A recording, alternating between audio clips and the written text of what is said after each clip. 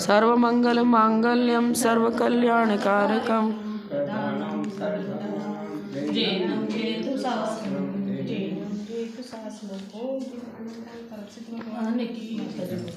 परम पूजा 1000 श्री आदिनाथ भगवान की, 1000 श्री शांतिनाथ भगवान की, परम पूजा आचार्य श्री आदिसागर जी महाराज की, परम पूजा आचार्य श्री शांति सागर जी महाराज की, परम पूज्य प्रथम गणनियारिका रत्न श्री सुमा विजयवती माता जी की, जैन धर्म की जिनवानी माता की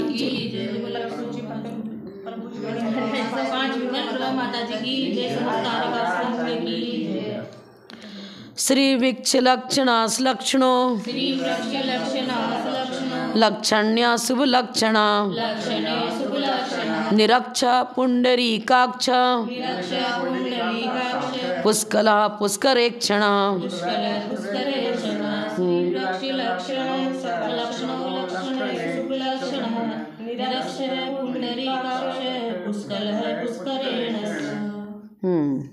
श्री वृक्ष लक्षणा। श्री वृक्ष मतलब अशोक वृक्ष लेना पड़ेगा। श्री वृक्षो अशोक वृक्षो लक्षणम।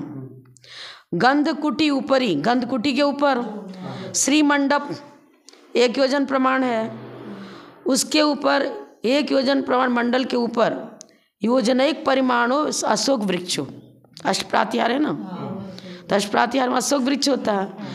1 योजन प्रमाण का इतना बड़ा अशोक वृक्ष होता है। ये लिख रहे हैं अशोक वृक्ष को श्री वृक्ष कहते हैं। ऐसे जिनदेव श्री वृक्ष लक्षण नाम से कहे जाते हैं। मैंने उनका विशेषण बना दिया। गंधकुटी के ऊपर 1 योजन प्रमाण का मंडप रचा जाता है, उसके ऊपर 1 योजन प्रमाण का मणिमय दिव्य हंस आदि पक्षियों से मंडित महामंडप के शिखर पर इस अशोक वृक्ष का स्कंद है। उससे भगवान दूर से भी भव्यों को दिखते हैं, अतः भगवान श्री वृक्ष लक्षण से युक्त हैं। श्री वृक्ष लक्षण से युक्त भगवान है, ऐसा यहाँ पर उसी के द्वारा उनकी स्तुति करी है। अष्टप्रातिहार जिनके पाए जाते हैं भगवान का विशेष बनाते हैं। हंस आदि दिव्य हंस आदि पक्षियों से मंडित महामंडप के शिखर पर अशोक वृक्ष का स्कंद है। हाँ, महामंडप के ऊपर शिखर है, महामंडप के शिखर पर इस अशोक वृक्ष का स्कंद है। शिखर बनाते हैं फिर उसके ऊपर वृक्ष। उससे ऐसे तो अब यहाँ भी कहीं कहीं वेदियों में बना देते हैं पीछे वृक्ष भगवान के मंदिर। हाँ, मंदिर में बनाते हैं। हाँ, अतः भगवान श्री वृक्ष लक्षण से युक्त हैं। श्री वृक्ष लक्षण लक्षणों। अब लक्षणों का अर्थ क्या दिया? अनंत ज्ञान आदि लक्ष्मी से भगवान नित्य आलिंगित हैं, अतः लक्षण नाम से शोभित जाते हैं। सलक्षण, सलक्षण माने सहित। अब इसमें क्या लिखा है सलक्षण का? सूक्ष्म होने से सलक्षण, अति सूक्ष्म होने से। अब दोनों अर्थ ले सकते हैं अपन। डिक्शनरी में तो अनेक अर्थ होते हैं। इन्होंने सलक्षण का अर्थ लिया श्लिष्ट, संश्लेष संबंध बोलते हैं ना, उसी तो सलक्षण शब्द बना है। श्लिष्ट धातु से सलक्षण शब्द बना है। श्लिष्ट माने संश्लेष। तो श्लिष्यति अनंत लक्ष्म्या सह सलक्षण, अनंत चतुष्टय रूपी लक्ष्मी से संश्लिष्ट सहित, इस तरह से उन्होंने सलक्षण का अर्थ लिया। सलक्षण अनंत ज्ञान आदि लक्ष्मी से भगवान नित्य आलिंगित हैं, सहित हैं, वे सलक्षण हुआ। अब सूक्ष्म तो क्या बताएंगे, शरीर तो उनका दिख ही रहा है परम औदारिक, और आत्मा तो ऐसे संसारी जीव की भी नहीं दिखती, किसी की नहीं दिखती। लक्षण्य 8 महाव्याकरणों में निपुण होने से प्रभु लक्षण्य हैं। आप में क्या लिखा? 1000 लक्षण, वो भी ठीक है। लक्षण 8 महाव्याकरणे साधु कुशल लक्षण्य, ये लिखा है इन्होंने। दोनों अर्थ सही है, कोई तकलीफ नहीं। लक्षण के बाद शुभ लक्षण। अब शुभ लक्षण तो 1008 लक्षण भगवान के होते। हाँ, प्रभु के 2 हाथ 2 चरणों पर श्री वृक्ष आदि 63 शुभ लक्षण होते हैं। हाथ और सिर्फ चरणों में श्री वृक्ष आदि 63 शुभ लक्षण होते हैं। अन्य भी शुभ लक्षण रहते हैं, अतः जिनेश्वर शुभ लक्षण इस नाम से सार्थक हैं। 63 शुभ लक्षणों के नाम लो, नाम भी दिया इन्होंने तो, मात्र हाथ और पैर की बता रहे तो 63 शुभ लक्षणों के नाम भी तक दिए इसमें। श्री वृक्ष, शंख, कमल, स्वस्तिक, अंकुश, तोरण, चामर, श्वेत छत्र, सिंहासन, ध्वज, 2 मत्स्य, 2 कुंभ, कच्छप माने कछुआ, चक्र, समुद्र, सरोवर, विमान, भवन, नाग, नारी, नर, सिंह, वाण, धनुष, मेरु, इंद्र, गंगा, नगर, गोपुर, चंद्र, सूर्य, ये हो गया। फिर घोड़ा, वीणा, व्यंजन, वेणु, मृदंग, 2 पुष्पमाला, हट्ट माने बाजार, पट्टकुल, भूषा, पक्वशाली क्षेत्र, सफल वन, रत्न, दीप, वज्र, भूमि, महालक्ष्मी, सरस्वती, सुरभि मतलब कामधेनु, श्री वृषभ, चूड़ा रत्न, महानिधि, कल्पवल्ली, धन, जम्बू वृक्ष, गरुण, नक्षत्र, तारक, राज सदन, सिद्धार्थ, तरु, प्रातिहार्य, अष्टमंगल द्रव्य, ऊर्ध्व रेखा वगैरह, ये सब मिलाकर 108 लक्षण हो गए। 108 लक्षणों के नाम इसमें दे दिया।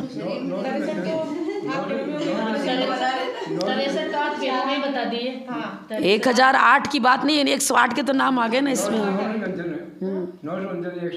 हाँ, चिन्ह बता रहे हैं ये। 63 शुभ लक्षण तो हाथ पैर की बता दी, फिर और बता दिए इन्होंने सब मिलाकर 108 के नाम है। फिर जिसके नाम उपलब्ध होंगे बता दिए, नहीं उपलब्ध तो कहाँ से लेंगे। 1008 में से 108 तो बता दिए। हाँ, शुभ लक्षण मेन बता दिया, फिर ऐसे बहुत से बारीक होते।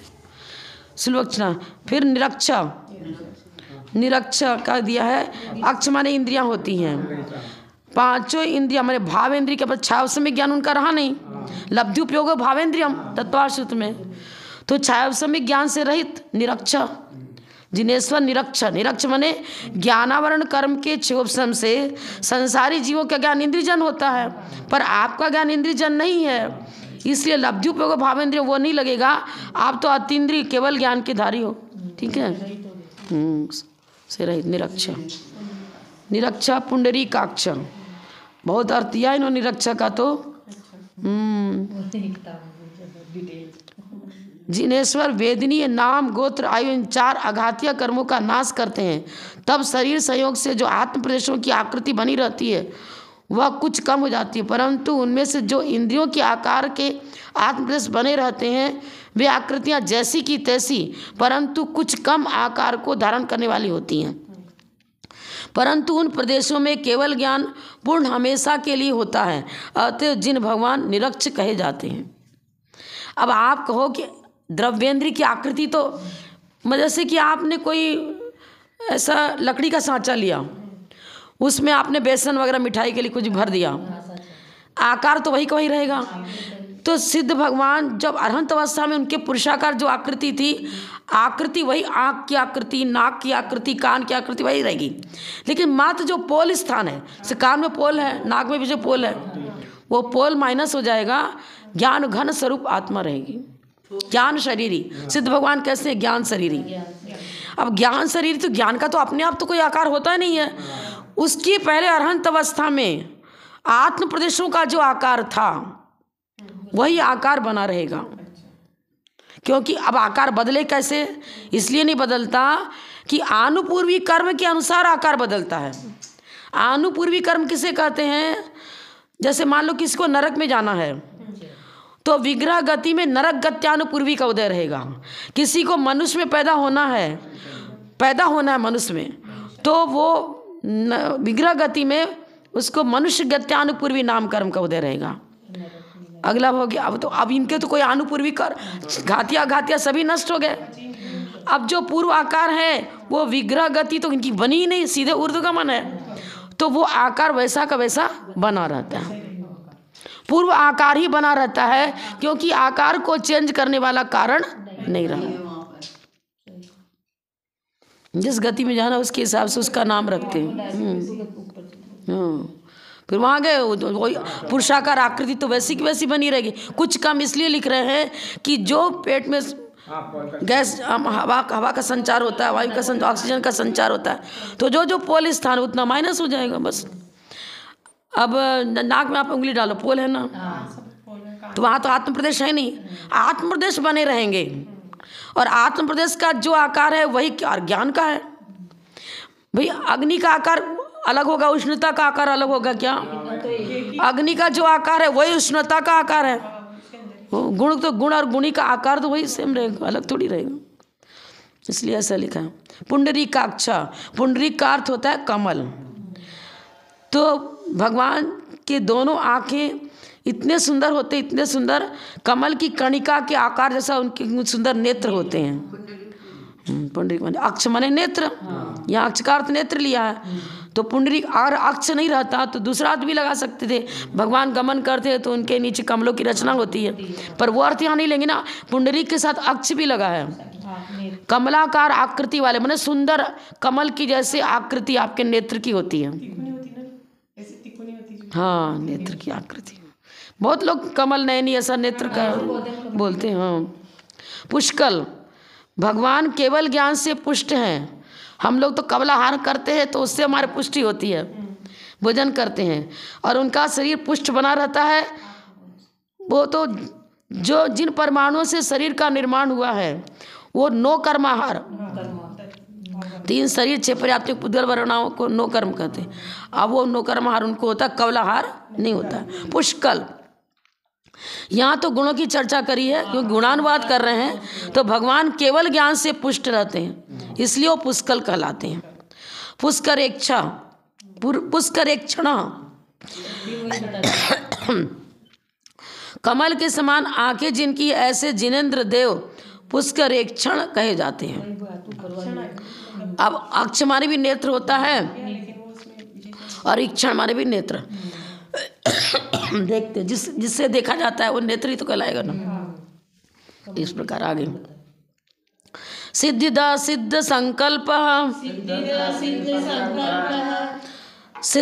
सिद्धात्मा सिद्ध साधना, बुद्ध बोध्यो महाबोधिर, वर्धमानो महर्धिका।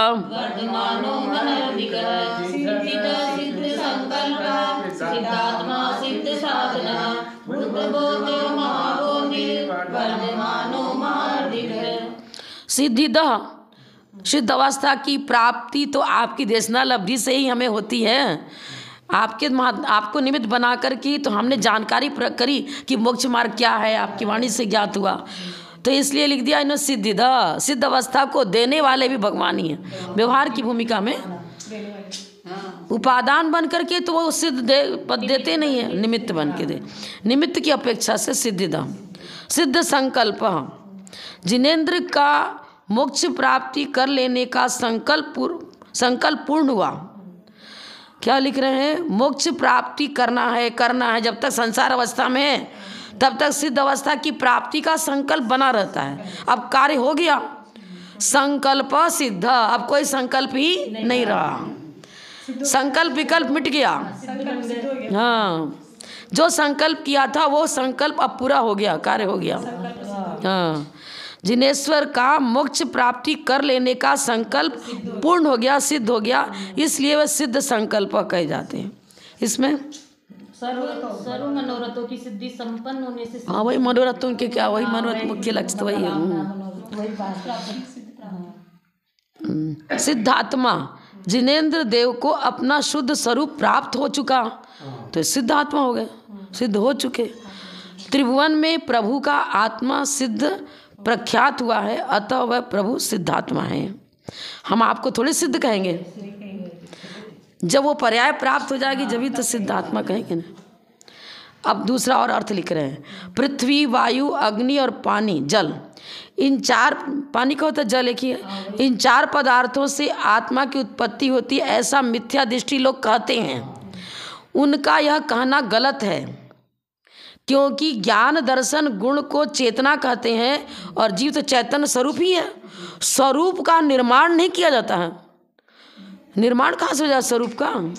जीव का स्वरूप ही है जानना, देखना, चेतना स्वरूप है। फिर पृथ्वी अग्नि वायु के मिलकर के चेतना कैसे बन जाएगी? बन ही नहीं सकती। सिद्ध चेतना, चेतना गुण आत्मा का नैसर्गिक गुण है। यह बात भी हमें ज्ञात होती है किससे? जिनराज देव के द्वारा प्राप्त होती है। तो जिनराज ने अपने नैसर्गिक स्वरूप को प्राप्त कर लिया, इसलिए वो सिद्धात्मा कहलाते हैं। नैसर्गिक माने स्वाभाविक स्वरूप। हाँ, निसर्गजध्यम, निसर्ग समयसन बोलते ना सर। हाँ, सिद्ध संकल्प।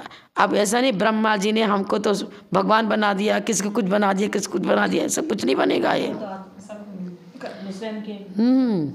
सिद्ध आत्मा माने पहले सिद्ध नहीं थे, पर्याय की अपेक्षा से संसारी थे, लेकिन संसार अवस्था में ही हमने सिद्ध बनने की कला जिनेंद्र भगवान से सीखी। तो हमें सिद्धात्मा का मार्ग उन्होंने बताया और स्वयं उस मार्ग पर चलकर अपनी आत्मा को अपने सिद्ध बना लिया, सिद्ध पर्याय की प्राप्ति कर ली।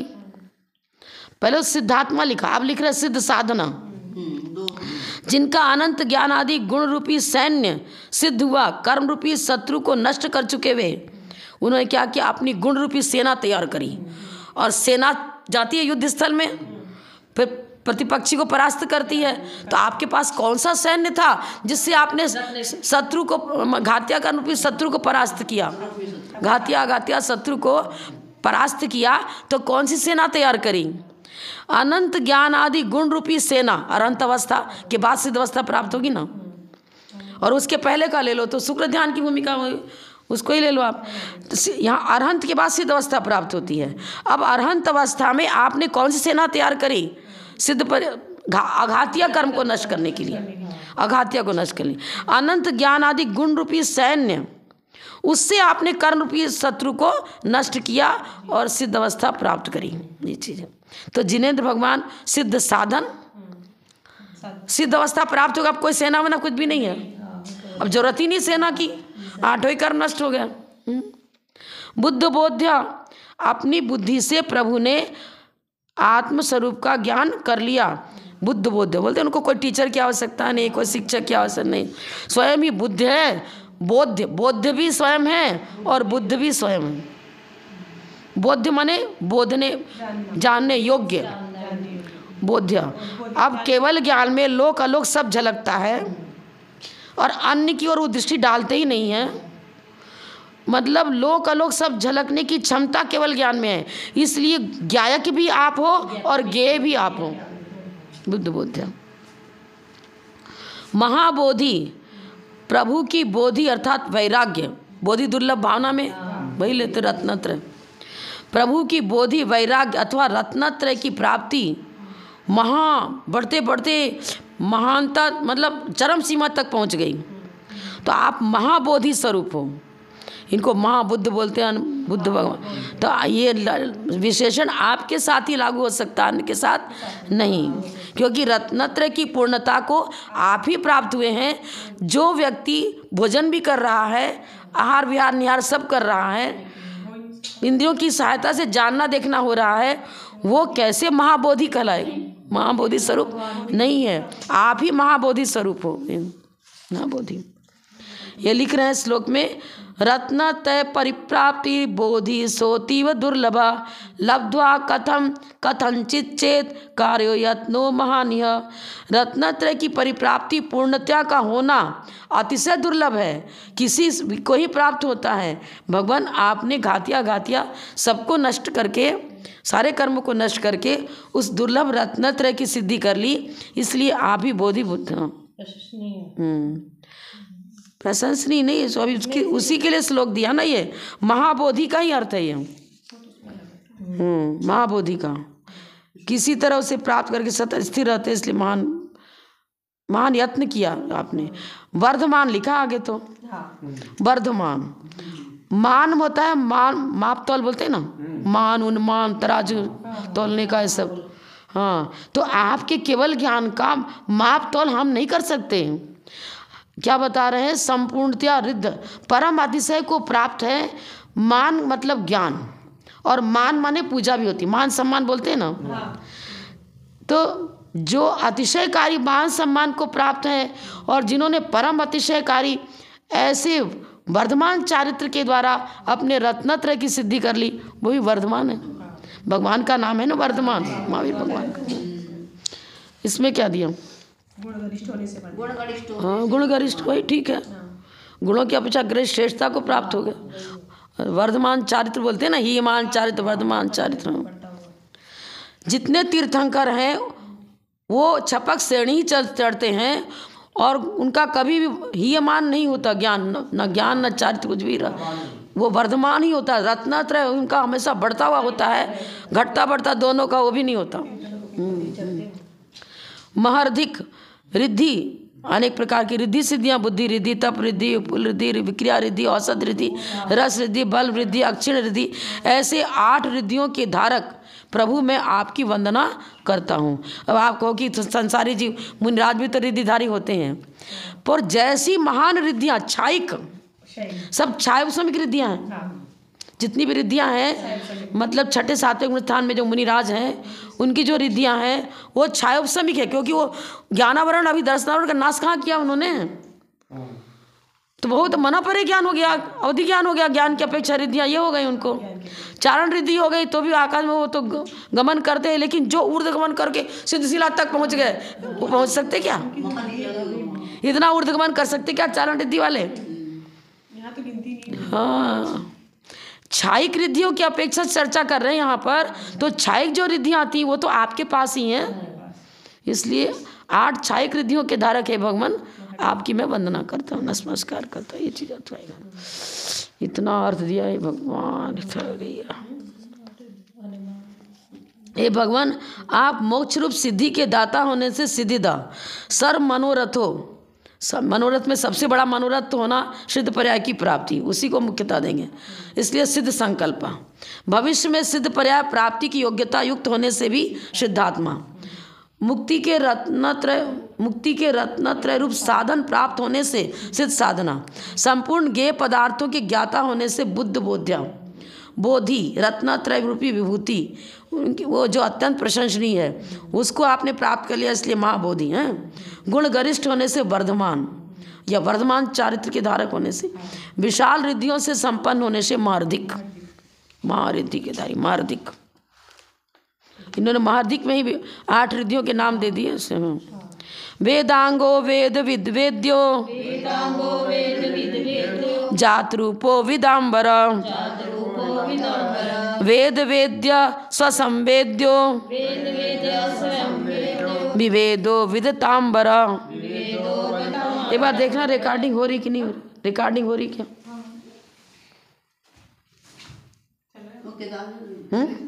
ठीक। वेदांगो वेद विद्वेद्यो, वेदांग वेद के 6 अंग हैं। अब छठ खंड का अधिपति चक्रवर्ती होता है, और जिनेंद्र देव ने कौन से छठ खंड को जीता? वेद से यहाँ पर जिन आगम लेंगे, ऐसे 4 लो तो प्रथमानुयोग, कर्णानुयोग, चरणानुयोग, द्रव्यानुयोग, छठ खंड बोलते हैं ना, छठ खंड इसके, हाँ उसके अधिपति। तो वेद के 6 अंग हैं।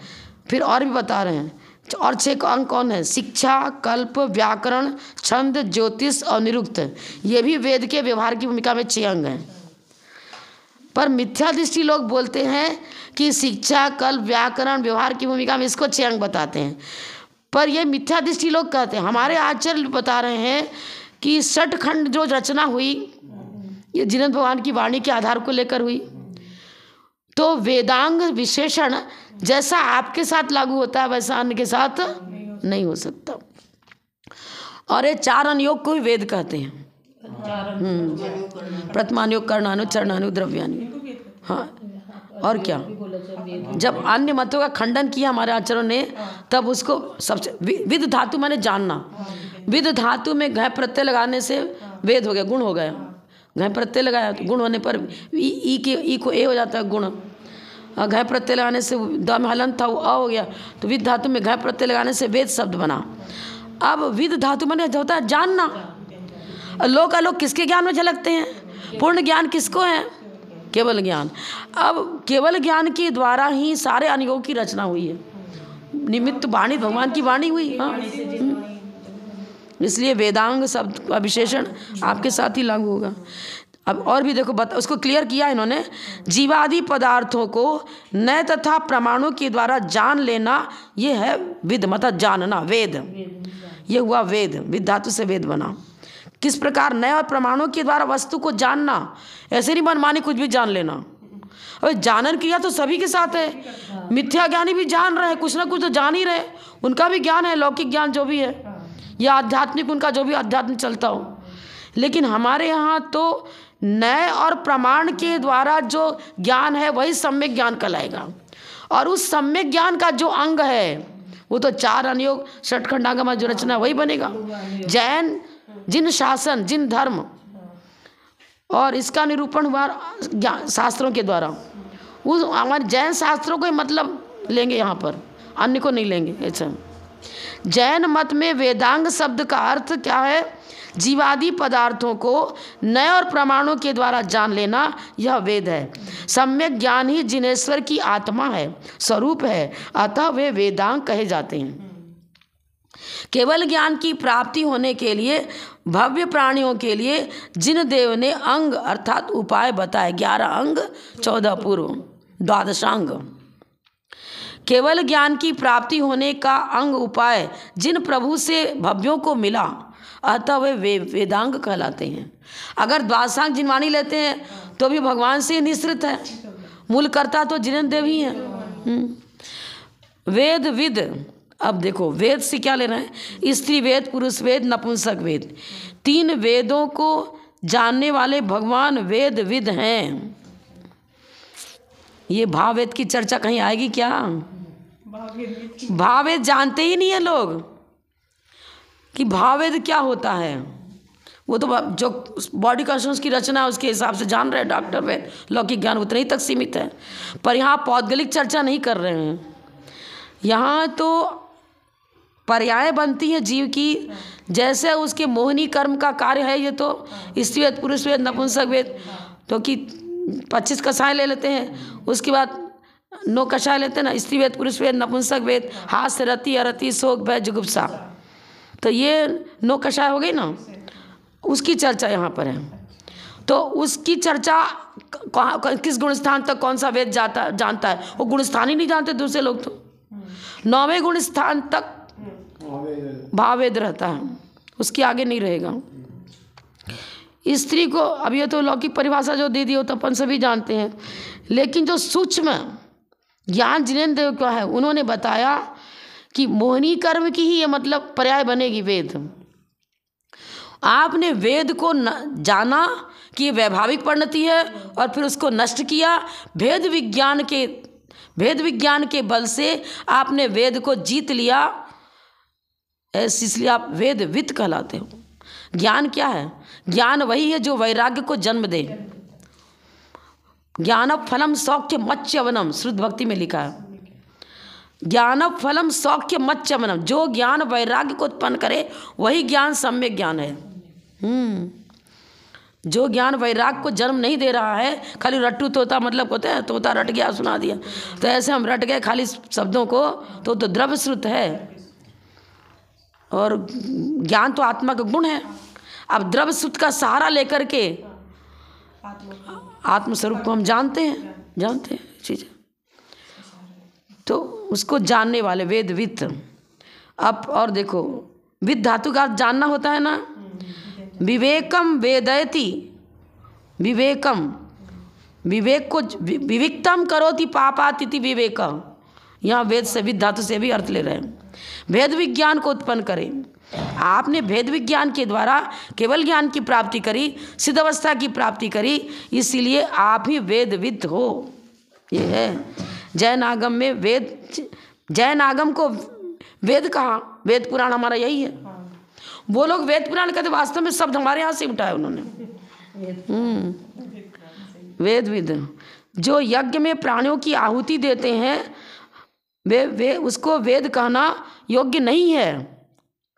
उनका जो ऋजुर्वेद, अर्थवेद, होम करते हैं, पशुओं को भी डाल देते हैं, अरे वो वेद तो हिंसा का हिंसा को प्रश्रय देने वाला, पाप को बढ़ाने वाला है, वो जीव के लिए हितकारी नहीं है, वो तो अहितकारी है।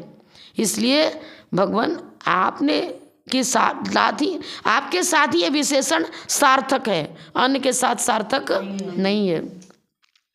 वेद विद, फिर वेद्य, जानने योग्य, जो योगियों के द्वारा जानने योग्य हैं। सामान्य व्यक्ति आपके स्वरूप को जानने की क्षमता नहीं रखता। योगियों को भेद विज्ञान की प्राप्ति होने के लिए हे जिनेश्वर आपका स्वरूप ही अवलंबन रहा। जिनवर को देख करके फिर जिन बनने की कला सीखते हैं। हाँ, भगवान हमारे द्वारा जानने योग्य तो आप ही हो। जिसने आपको जान लिया उसने सबको जान लिया, और आपको नहीं जाना तो किसी को नहीं जाना। अब आपको में हम जिनेंद्र दर्शन से जिन दर्शन, निज दर्शन, जिन दर्शन से मतलब साम्यता है, वही का वही चीज़ है। एक किट कालिमा से सोना, किट कालिमा सहित सोना है, एक किट कालिमा रहित सोना है। सोना तो दोनों कह रहे हो ना। अब उसको बता रहे कि तुम्हारे अंदर स्वर्णपना है, वो हमारे अंदर भी वही स्वर्णिम रत्नत्रय ज्योति मौजूद है। इसलिए तो वेद्य, योगी लोगों को आपने बताया कि तुम भी पुरुषार्थ करोगे तो तुम भी भगवान बन सकते हो। इसलिए जानने योग्य, तो अगर कोई चीज़ कीमती जानने योग्य है तो जिनवर का स्वरूप ही जानने योग्य है, अन्य तो व्यवहार की भूमिका में जानने योग्य है। निश्चय से तो रत्नत्रय का जो चर्चा है वही जानने योग्य है। जो रत्नत्रय स्वरूपी है वही हमारे लिए गेय बनना चाहिए, बाकी तो हे पदार्थ में आ जाएंगे। फिर क्या है? जात रूप, स्वसंवेदित हो गया। जात रूप, जात रूप, भगवान का रूप यथा जात रूप बोलते हैं ना। निरंत वेश, बाह्य अभ्यंतर परिग्रह से रहित, जो आपका यथा क्या चारित्र है, यथा जात रूप, निर्गंत वेश व्यवहार की भूमिका में। निश्चय से तो आठों कर्मों से रहित ज्ञान शरीर ही बन गया, यथा जात स्वरूप। विदाम्बरा, विदाम माने विद्वान, विद्वत जनों में आप वर श्रेष्ठ हैं, सर्वश्रेष्ठ हो। इसलिए विद्वानों में भी आप ही श्रेष्ठ होने सर्वश्रेष्ठ विदाम्बर कहलाते हो। वेद वेद्य, ज्ञान के द्वारा भगवान हमारे द्वारा जानने योग्य आप ही रहे। मतलब अब ज्ञान के द्वारा तो अपने ज्ञान के द्वारा हम जानेंगे। किसको जानेंगे? ज्ञान स्वरूप आत्मा, ज्ञान स्वरूप निज आत्मा की जानकारी के लिए भी तो हमने आपके द्वारा प्रणीत, उसी को तो आगम का सहारा लिया।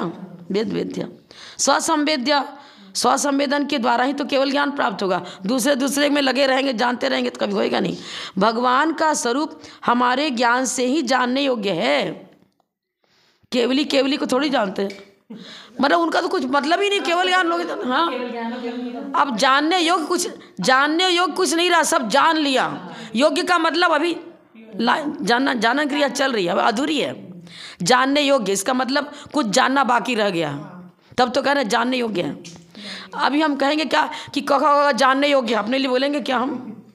और हमारा तो क क्या, हम सब पढ़ रहे लिख रहे, जानने योग्य मैंने जो अभी प्राप्त नहीं हुआ है उसके लिए अभी योग्यता है कि इलेक्शन में खड़ा हुआ है, जीत सकता है, योग्य।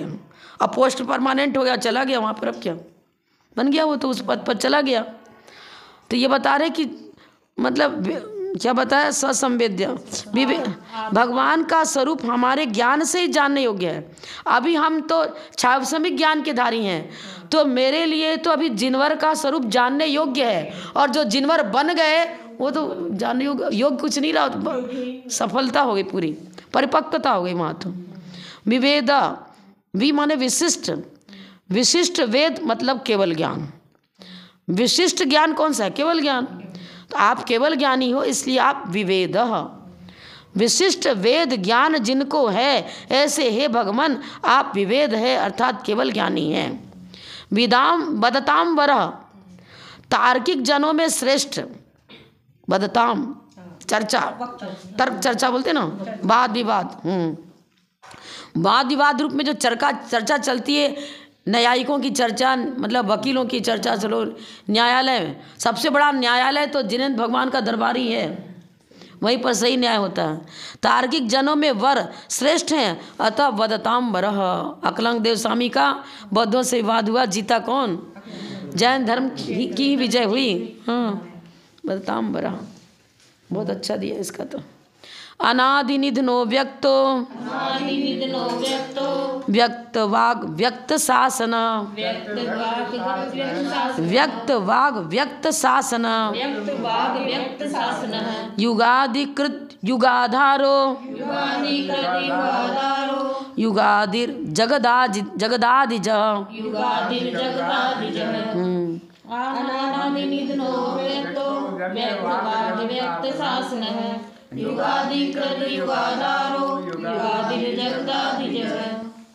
अनादि निधन सिद्ध पर्याय की प्राप्ति होने के बाद तो उस सिद्ध पर्याय को सादी अनंत कहा है। सिद्ध पर्याय है सादी अनंत पर्याय की अपेक्षा, ठीक है, क्योंकि पहले संसारी थे, सिद्ध पर्याय बाद में प्राप्त हुई तो सादी, लेकिन एक बार सिद्ध पर्याय प्राप्त हो गई तो अनंत काल तक रहेगी। व्यंजन पर्याय की अपेक्षा से सादी अनंत, लेकिन शुद्ध निश्चय से जब विषय कर्मोपाधि निरपेक्ष शुद्ध न, क्या आत्मा तो अनादि से थी, है और रहेगी। तो जो शुद्ध आत्म तत्व है वो तो अनादि अनिधन ही है। इसलिए आपका गुणानुवाद करते हुए यदि हम अनादि अनिधन कहते हैं तो कोई गलत नहीं है। द्रव्यार्थिक नय से अनादि अनिधन और पर्यायार्थिक नय लगाएंगे तो सिद्ध पर्याय सादी अनंत है। सिद्ध पर्याय सादी अनंत है। अनंत और अनंत पर्याय कहो तो सादी भी है और अंत भी होगा उसका। अनंत पर्याय का तो अंत होगा ना। नए प्रमाण की अपेक्षा सारी चर्चा करनी पड़ेगी। अनादि तो अनादि अनिधन जो बता रहे हैं तो ये लिख रहे हैं जिनेन्द्र देव को उनकी आदि भी नहीं, उत्पत्ति भी नहीं और मरण नहीं। द्रव्य का ना उत्पाद होता है ना द्रव्य का नाश होता है। पर्यायार्थिक नय से व्यंजन पर्याय अर्थ पर्याय में परिवर्तन होता है, उस अपेक्षा से सादी और विघटना उत्पन्न होना बनता है। और द्रव्यार्थिक नय से न विघटना है न उत्पन्न होना है। द्रव्य का उत्पाद होता ही नहीं है, पर्यायों का उत्पाद होता है। अन्न शब्द का अर्थ जीवित होता है। उसका आदि जन्म को प्राप्त करना, जन्म के प्रारंभ करके जिनको अतिशय धन लक्ष्मी की प्राप्ति हुई ऐसे जिनराज को अनादि अनिधन कहते हैं। भगवान आजन्म लक्ष्मीवान थे। भगवान समशरण में रहते हुए भी उनको लक्ष्मी ने नहीं छोड़ा। 9 निधियों से भगवान सेवित थे। अब ये चर्चा व्यवहार की भूमिका में ही आएगी, क्योंकि देखो जन्म तो तीर्थंकर का हुआ गर्भ कल्याण, लेकिन जिस समय जन्म हुआ वो तीर्थंकर नहीं है। उस समय तीर्थंकर प्रकृति का उदय नहीं है। तीर्थंकर प्रकृति का उदय तो 13वें गुण स्थान में पहुंचेंगे जब होगा। अभी तो असहमी है, 4था गुण स्थान है। 4थे गुण स्थान को तीर्थंकर कहेंगे क्या? वो तो भूत भावी नैगम ने लगा लो कि इसी भाव में जब उनका जन्म हुआ तो गर्भ कल्याणक हुए, जन्म कल्याणक हुए, सब हुआ ना। अब कल्याण किसका हो रहा? तीर्थंकर, मतलब 13वें गुण स्थान में पहुंचेंगे जब तीर्थंकर कहलाएंगे। पर अभी से भावी नैगम नय की अपेक्षा हो गए। भावी नैगम नय की अपेक्षा जब आप उनका गर्भ कल्याणक, जन्म कल्याणक, तप कल्याणक और मोक्ष कल्याणक नहीं, तप कल्याणक मना रहे हो, तब तक तो भावी नैगम नहीं लगेगा। हाँ, छद्मस्त अवस्था, जब तक छद्मस्त अवस्था है तब तक तीर्थंकर कहाँ हैं? होने वाले तीर्थंकर हैं। होने वाला है, बोले मोदी अभी जीतने वाला है, बेड सब ज्यादा जीतने वाला है, जीत गया थोड़ी अभी तो। भावी नैगम ने माने उम्मीदवार जिसको बोलते हैं, पूर्णतः उम्मीदवार। इसमें तो अविनाभाव संबंध वाला उम्मीदवार है, अवश्य ही होंगे। ये तो जीत भी सकता है, नहीं भी जीत सकता। अतिशय होते हैं तो जन्म के 10 अतिशय बताया और 46 मूल गुण में 10 अतिशय लेते हैं, ठीक है। अब भगवान की 10 अतिशय कैसे? जब जन्म के 10 अतिशय बता रहे हो, जब जन्मे जब तो भगवान थे नहीं, तो 46 कहाँ से मूल गुण हो गए? अरहंत भगवान के 46 मूल गुण, अरहंत जब हुए तब अरहंत के गुणों की गणना होगी। जन्म के कैसे ले रहे हैं? जब अतिशय रूप सुगंतर जन्म के समय ले रहे हैं ना। केवली हो गए तो क्या अतिशय रूप नहीं है क्या? जब 4थी क्लास पढ़ रहे थे तब 5वीं क्लास का ज्ञान नहीं था, लेकिन जब आप 11वीं कक्षा में पढ़ रहे हो तो पिछला सब है कि नहीं है। अरहंत के 40 मूल गुण बता रहे हैं, तीर्थंकर के नहीं बता रहे हैं। अरहंत के 40 मूल गुण बता रहे हैं। तो जिसने जिसने अरहंत अवस्था प्राप्त कर ली उसका शरीर परम औदारिक होता ही है, चाहे वो तीर्थंकर प्रकृति वाला हो या नहीं हो।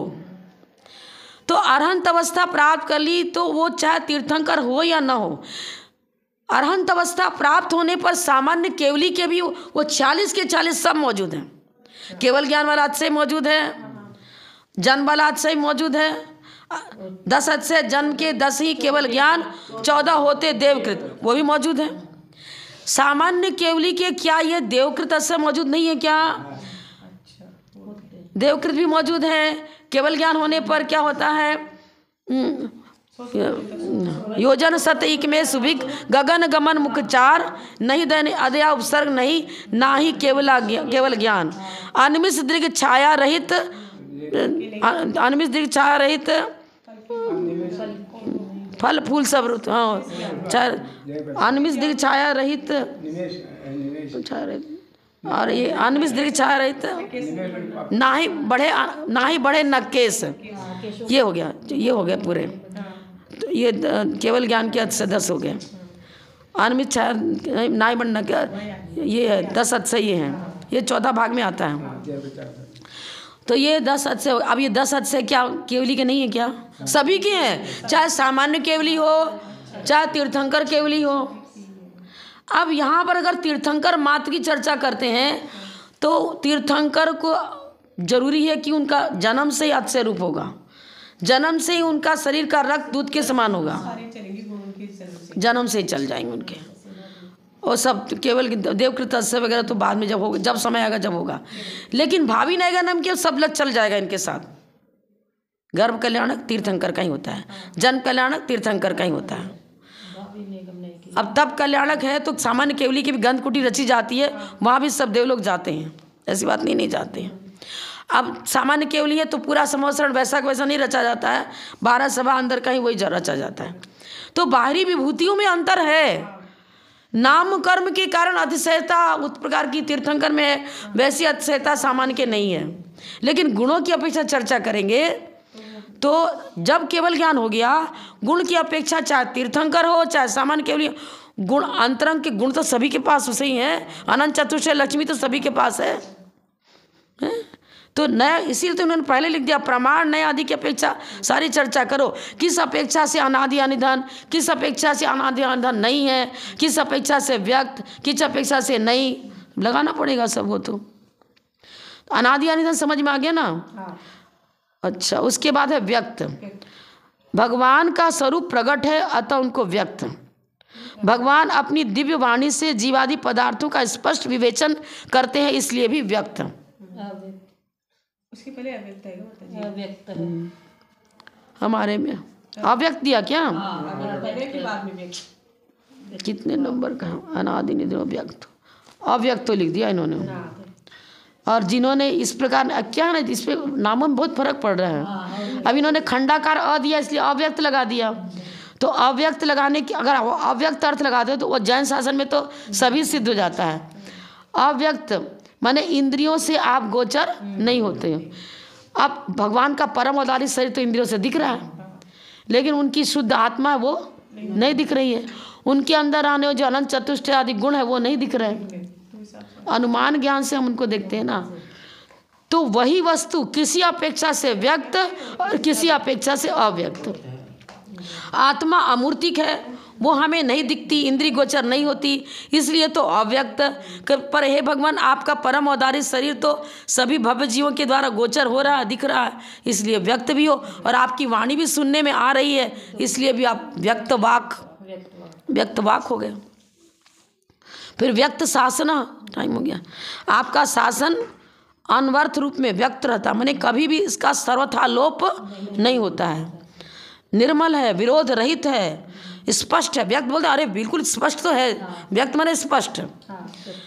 इसमें कहीं पर कोई त्रुटि कोई दिखा नहीं सकता, लाख प्रयत्न करो। जैन शासन, जिन धर्म और जैन फिलॉसफी का खंडन न कोई कर सका न कर सकता है। ये चीज़ इसलिए व्यक्त स्पष्ट है, जो सर्वथा स्पष्ट है, त्रुटि है ही नहीं। अब पानी तो गंदा है ही नहीं, बिल्कुल स्वच्छ है, उसमें से तुम मिट्टी निकालने का प्रयास करो, निकलेगी ही नहीं, ऐसा है। इसलिए निर्मल व्यक्त शासना। युगाधिकृत, आदि जिनेश्वर ने युग का प्रारंभ किया, अतः वे युगाधिकृत हैं।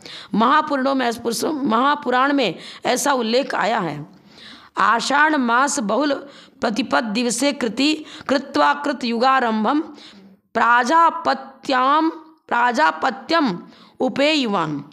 कृत भगवान वृषभ देव आषाढ़ कृष्णा प्रतिपदा के दिन कृत युग का प्रारंभ करके प्रजापति हो गए।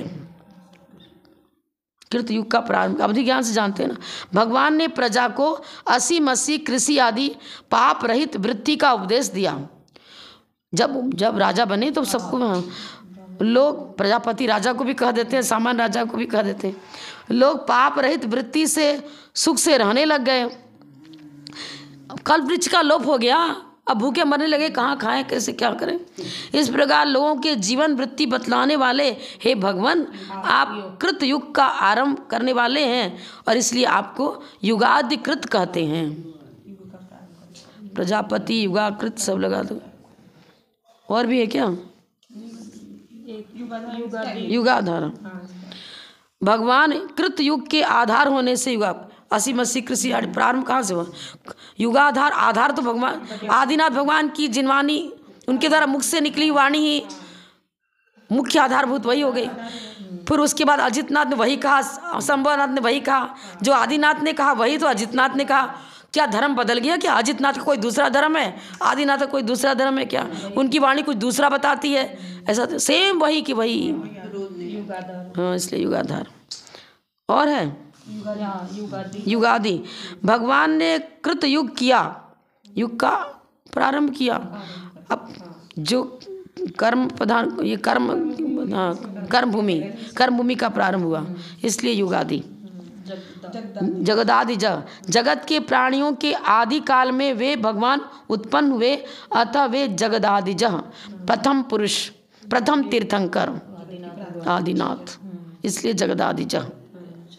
कर्म भूमि का प्रारंभ हुआ तब तीर्थंकर प्रकृति को लेकर सर्वप्रथम आप ही यहाँ पर अवतरित हुए, इसलिए आप जगदादिज। दो पुस्तक में क्या इधर उधर देखने में परेशानी होती, इसलिए क्या इसमें थोड़ा डिटेल है। अब ये तो आप तो ऐसे ही मंगा के पैसे ही पढ़ लोगे, सामान्य तो खुद